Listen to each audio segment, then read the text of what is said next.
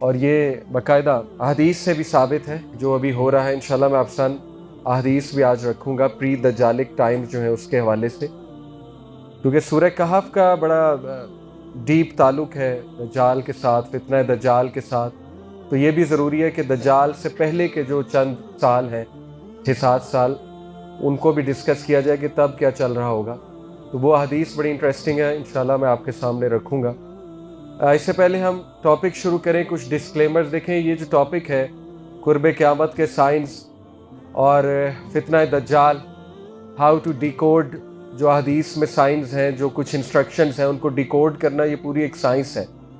تو عام آدمی جو ہے اس کو احتیاط برتنی چاہیے بہت زیادہ ان حدیث کو پڑھتے ہوئے, ان حدیث کو ڈیکوڈ کرتے ہوئے, کیونکہ یہ علماء کرام کا کام ہے. تو میں بھی بڑی احتیاط کے ساتھ آپ کے سامنے ان حدیث کی انٹرپریٹیشن رکھوں گا, اور پوری ذمہ داری کے ساتھ, کوشش کے ساتھ میں نے بہت سے علماء کو اپروچ کیا, ان سے سمجھا اس ٹاپک کو. تو الحمدللہ ایک احتیاط برت کے آپ کے سامنے کچھ جو انشاءاللہ پوائنٹس ہیں وہ رکھوں گا. تو اس ٹاپک کو لے کے بڑی عجیب ایک چیز ہے, ہمارے اللہ معاف کرے سوسائٹی میں مینٹل ہیلتھ ڈس آرڈرز بہت بڑھ گئے ہیں. تو مجھے ایسے لوگ کچھ ملے ان ٹاپکس کو لے کے جو یہ بھی کلیم کرتے ہیں کہ میں امام مہدی ہوں, اور ڈیلوژنز جنہیں کہتے ہیں نا, ڈیلوژنز ہوتی ہیں. تو یہ ایک ایکسٹریم ہے اس ٹاپک کو لے کے, ڈیلوژنل نہیں ہونا. یعنی کچھ لوگ بہت ڈیلوژن میں چلے جاتے ہیں اس ٹاپک کو لے کے. تو ہم نے ایکسٹریم پہ نہیں جانا, ہم نے وہاں تک ہی رہنا ہے جہاں تک علماء کرام کی گائیڈ لائن ہے. یعنی some people have met me, they told me کہ میں نے پورٹلز بھی دیکھے ہیں, پورٹلز کھلے ہیں میرے سامنے. مطلب we have to talk reality, what the reality is, right. اور ہمارا دین پریکٹیکل ہے. اس ٹاپک کو پڑھنے کا فائدہ اصل میں کیا ہے یہ ہم نے دیکھنا ہے. اصل میں یہ ٹاپک سے اگر ہمیں پریکٹس آ جاتی ہے دین کی تو انشاءاللہ ہم فتنہ دجال سے بچ جائیں گے. اگر ہماری نیت صرف یہ کہ انٹرسٹنگ ٹاپک ہے, انفارمیشن بڑی زبردست ملے گی, اور مجھے جو ہے نا وہ ایسی باتیں پتہ لگیں گی, کل کو میں بھی کہیں جا کے بتاؤں گا تو آئی ول بی سم ون جس کو بڑی انٹرسٹنگ انفارمیشن پتہ ہے, تو پھر یقین کریں کوئی فائدہ نہیں ہے. ایک صحابی نبی صلی اللہ علیہ وسلم کے پاس آئے, کہا یا رسول اللہ قیامت کب آئے گی؟ اللہ کے نبی صلی اللہ علیہ وسلم نے بہت خوبصورت جواب دیا, فرمایا what have you prepared for it, تم نے اس کے لیے تیاری کیا کی ہے؟ تو یہ مقصد ہونا چاہیے, ٹھیک ہے, ایسے ٹاپکس کو سننے کا, ایسے ٹاپکس کو سمجھنے کا. دوسرا ایک اور ایکسٹریم ہے, کچھ لوگ حدیث سن کے اتنا ایکسٹریم پہ چلے جاتے ہیں, ڈر جاتے ہیں, کیونکہ کچھ حدیث میں یہ سلوشنز ہیں نا, پہاڑوں کی طرف چلے جاؤ. میں آپ سامنے رکھوں گا, انشاءاللہ آپ کو سمجھ آ جائے گی. تو خصوصاً میری بہنیں مائنڈ نہ کریں, عورتوں میں یہ دیکھا گیا کہ وہ پھر بہت زیادہ پریشان ہو جاتی ہیں, اور وہ کہتی ہیں بس آج ہی سب کچھ چھوڑو. خامدوں کو بھی کہتی ہیں کہ بس نکلو, تلوار پکڑو اور نکلو بس. تو ہمارا دین جو ہے نا وہ ہمیں وزڈم اور بڑے احتیاط سے چلنے کا حکم دیتا ہے, پروڈنس کا حکم دیتا ہے, عقل مندی کا حکم دیتا ہے, اور پریکٹیکل پریگمیٹک سولوشنز اپنانے کا حکم دیتا ہے. تو یہ دو ایکسٹریمز کو ہم نے اوائڈ کرنا ہے. ایک وہ ڈیلوژنل والی چیز, بہت سے لوگ جو ہے وہ ڈیلوژنل ہو جاتے ہیں ان چیزوں کو لے کے. They start claiming they are Mahdi, they start claiming مجھے یہ نظر آتا ہے, مجھے وہ نظر آتا ہے, اب ایسے ہونے والا ہے, ویسے ہونے والا ہے. تو stick to what the scholars have said, جو اسکالرز نے انٹرپریٹ کیا وہاں تک آپ رہیں. اور دوسری ایکسٹریم کے اس ٹاپک کو لے کے بہت پریشان ہو جانا, اور یہ کہنا کہ بس اب سب کچھ چھوڑ دو, سب کچھ ختم ہے, اور بس سب ترک کر جاؤ اور نکل جاؤ. اور بہت سے نوجوان دوسری ایکسٹریم پہ گئے اور دے سفر ٹو بی آنیسٹ, ٹھیک ہے. تو اس لیے we have to be moderate. انشاءاللہ آپ سامنے سلوشن رکھوں گا. حدیث میں نظر دوڑائی جائے تو حالات پریشان کن ہے, اس میں کوئی دوسری رائے نہیں. لیکن انشاءاللہ اف وی اسٹک ٹوگیدر, ہم اللہ کی مدد پکڑیں تو ضرور اللہ تعالیٰ ہمیں بچائیں گے انشاءاللہ, اور اللہ تعالیٰ جو ہے وہ آسانی پیدا کریں گے. تو سب سے پہلے آپ سامنے کچھ حدیث رکھوں گا پری دجالک ٹائمز کے حوالے سے, اور ہم یہ ڈسکس کریں گے کیا ہم اس ٹائم میں انٹر ہو چکے ہیں جو دجال سے 5-6 سال پہلے کا ٹائم ہے.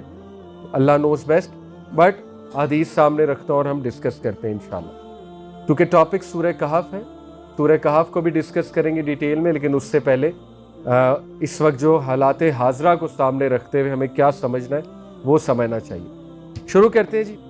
سب سے پہلی حدیث ہے, اب میں آپ سامنے صرف احادیث رکھوں گا اور علماء کی انٹرپریٹیشنز بتاؤں گا, اپنی نہیں, علماء کرام نے کیسے ان حدیث کو سمجھا۔ سنن نبی داؤد کی حدیث ہے، صحیح حدیث ہے، عبداللہ بن حوالہ رضی اللہ عنہ سے روایت ہے، رسول اللہ صلی اللہ علیہ وسلم نے فرمایا تم لشکروں میں تقسیم ہو جاؤ گے، یعنی اس کی انگلش بھی ساتھ میں رکھتا ہوں، you will become organize into armies, تم لوگ آرمیز میں تقسیم ہو جاؤ گے، ایک لشکر شام میں، ایک لشکر یمن میں اور ایک لشکر عراق میں ہوگا۔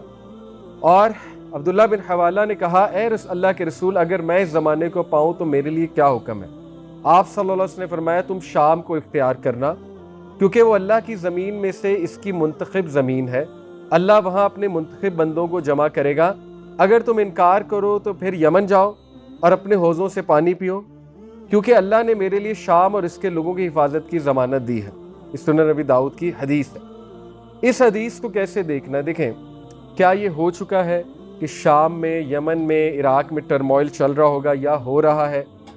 ہو بھی چکا ہے، ہو بھی رہا ہے، ٹھیک ہے، علماء دونوں بات کرتے ہیں۔ جیسے غزوہ ہند کی جو حدیث ہے اس کا ایک حصہ ہو چکا ہے، غزوہ ہند آپ کو پتہ ہے محمد بن قاسم آئے تھے، لیکن قیامت کے قریب دوبارہ غزوہ ہند ہو، علماء نے اس طرح سے سمجھا ان حدیث کو۔ اسی طرح یہ حدیث ہے کہ یہ تین علاقے بہت امپورٹنٹ ہیں ٹو ریکگنائز کہ جب ان تین علاقوں میں حرکت ہو رہی ہوگی، کچھ موومنٹ ہو رہی ہوگی، مسلمانوں کے لشکر جمع ہو رہے ہوں گے اور یہاں پر قحط سالی آ رہی ہوگی، یہاں پہ سینکشنز لگ رہی ہوں گی۔ یہ ایک اور حدیث ہے صحیح مسلم کی، آپ سامنے رکھوں گا، انہی تین علاقوں کا ذکر ہے، عراق، شام اور یمن۔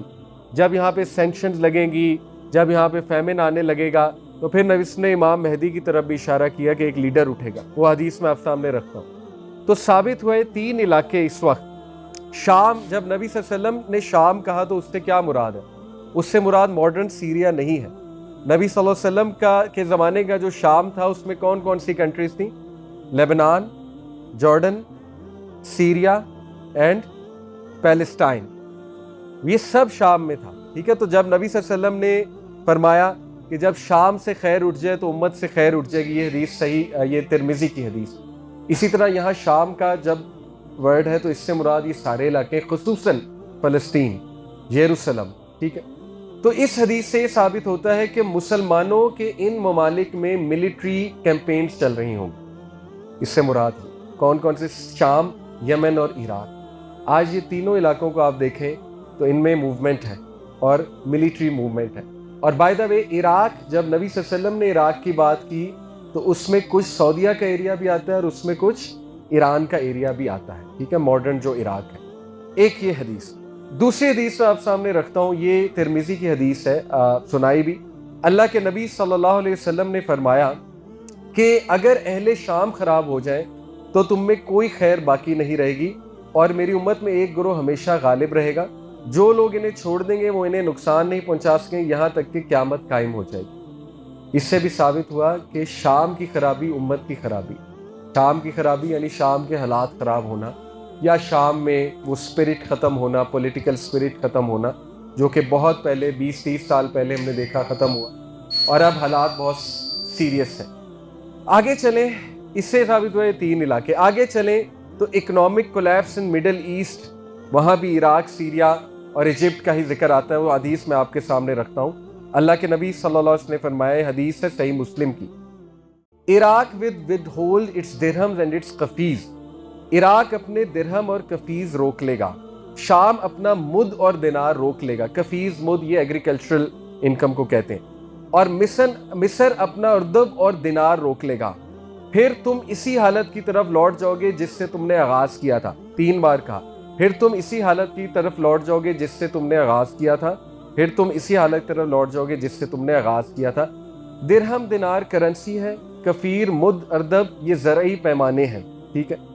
علماء نے وضاحت کی ہے، میں علماء کا موقف پڑھ رہا ہوں، کہ اس حدیث کا مطلب یہ کہ ان علاقوں سے آنے والی دولت مسلمانوں کے مرکز حجاز تک پہنچنا بند ہو جائے گی، یعنی اکنامک کولیپس ہے اور ایک قسم کا پولیٹیکل کولیپس ہے۔ اور امام النووی کی شرح ہے، امام النووی صحیح مسلم کی شرح بیان کی امام نووی نے، وہ یہ کہتے ہیں کہ 2 تشریحات انہوں نے کی اس حدیث کی۔ نمبر 1، بیرونی طاقتیں ان علاقوں کو روک دیں گی اور ان کی دولت اور فصلیں مسلمانوں تک پہنچنے نہیں دیں گی، سینکشنز لگیں گے ان علاقوں میں۔ دوسرا، لوگ فتنے اور جنگوں کی وجہ سے ٹیکس یا خراج دینے سے انکار کر دیں۔ آج یہ دونوں چیزیں ہم ان علاقوں میں دیکھ رہے ہیں جس میں मिस्र वाला इलाका भी जो है वो शामिल है। उसके बाद एक और हदीस, बहुत इंटरेस्टिंग हदीस है यरूशलेम के बारे में, ये मैं आपके सामने रखता हूँ। सुनन नबी दाऊद की हदीस है। इस हदीस को कुछ उलमा ने ज़ईफ़ कहा है, लेकिन कुछ ने इसको कबूल किया है, तो ये कोट की जा सकती है। यानी इसका ज़ोफ़ उस लेवल का नहीं है कि इसको बिल्कुल ही निगलेक्ट कर दिया जाए इस हदीस को। कुछ उलमा ने इसको हसन का दर्जा दिया है, मैं आप सामने रखता हूँ। अल्लाह के नबी सल्लल्लाहु अलैहि वसल्लम ने कहा कि जेरूसलम की आबादी, बैतुल मक़दस की आबादी इस वक्त होगी जब यसरब वीरान होगा। यानी यरूशलेम की आबादी यसरब की वीरानगी है, मदीना की वीरानगी है। और मदीना की वीरानगी इस वक्त होगी जब जंगे अजीम मलहमतुल कुबरा ज़ाहिर होगी, और अजीम जंग के बाद कुस्तुनतुनिया फ़तह होगा, और कुस्तुनतुनिया के फ़तह के बाद दज्जाल ज़ाहिर होगा। इस सुनन नबी दाऊद की हदीस है। इसमें ऑर्डर क्या है? नंबर 1 यरूशलेम की आबादी। यरूशलेम की आबादी से उलमाए कराम ने क्या मुराद ली है कि यरूशलेम का इलाका बहुत एक्टिव हो जाएगा, और आज पॉलिटिकली सबसे ज़्यादा एक्टिव एरिया यरूशलेम का, political centre of almost every civilisation इस वक्त यरूशलेम है। मदीना की वीरानगी से मुराद कुछ उलमा ने लिटरल वीरानगी ली है, अल्लाह ताला ऐसा दौर देखने से हमें बचाए। कुछ ने कहा है कि इससे मुराद है कि पॉलिटिकली मदीना की वो हैसियत नहीं रहेगी जो नबी सल्लल्लाहु अलैहि वसल्लम के दौर में थी, यानी it was the political centre of the Muslim empire. तो ये भी आज हम देख रहे हैं कि पॉलिटिकली यरूशलेम की इंपॉर्टेंस है, और यरूशलेम की आबादी से मुराद वहाँ ज्यूइश पॉपुलेशन भी, यानी दोबारा से वहाँ पे यहूद जाकर बस जाएंगे, और वो पिछले 50-60 साल में आपके सामने। और फिर फरमाया कि जब मदीना की खराबी होगी तो क्या होगा? मलहमतुल कुबरा, the Armageddon, the great war, जो ट्रंप आज नाम ले के कह रहा है, और अमेरिकन सोल्जर्स को, जो अमेरिकन कमांडर्स हैं, वो बाकायदा आर्मेगेडोन की मोटिवेशन देकर ईरान भेज रहे हैं। आपने देखे हैं वो क्लिप? बाकायदा दे आर सेइंग कि Trump has been selected by Jesus Christ our Lord. Trump को अनॉइंट किया है जीसस क्राइस्ट ने, सो दैट आर्मेगेडोन लॉन्च की जाए। ये बाकायदा वो नाम ले रहे हैं, ठीक है। तो ये हदीस में भी इसका जिक्र है, द ग्रेट वॉर, उसका आगाज होगा, और मलहमा के बाद कुस्तुनतुनिया फतह होगा। कुस्तुनतुनिया कॉन्स्टेंटिनोपल, नबी सल्लल्लाहु अलैहि वसल्लम के दौर का कुस्तुनतुनिया क्या था? टर्की, इस्तांबुल, ठीक है। तो इससे यही बात नज़र आती है। उलमा से मैंने पूछा कि टर्की में भी हाथ से चला जाएगा और रिकॉन्कर होगा, या वल्लाहु आलम में भी कि शायद पॉलिटिकल एक इन्फ्लुएंस है, पॉलिटिकली दोबारा कॉन्कर होगा, वल्लाहु आलम। बट कुस्तुनतुनिया दोबारा फतह होगा, और कुस्तुनतुनिया जब फतह होगा तो खुरूज दज्जाल होगा, खुरूज होगा उसका, वो फिजिकली बाहर आ जाएगा। वैसे तो उसका सिस्टम उरूज पे होगा उससे पहले, जो आज हम देख भी रहे हैं, लेकिन फिजिकली वो जो है वो बाहर आ जाएगा, दज्जाल, मसीहुद दज्जाल। उसके बाद एक और हदीस मैं आपके सामने रखता हूँ। ये हदीस में जो हमें ऑर्डर नजर आया वो मैंने आपके सामने रखा। एक और हदीस हम देखते हैं ग्रेट वॉर के हवाले से, मलहमा के हवाले से जो है वो हदीस हमारे सामने है। नबी सल्लल्लाहु अलैहि वसल्लम ने फरमाया, सुनन इब्ने माजा की हदीस है, तुम रूमियों के साथ अमन का मुआहिदा करो। रोमन्स, यूरोपियंस, अमेरिकन, मतलब they are included in Romans. उस दौर पे जब रूमी कहा तो इससे मुराद ज़ाहिर है NATO, American nation, American civilisation, western civilization है। फिर तुम और वो एक मुश्तरका दुश्मन से लड़ोगे।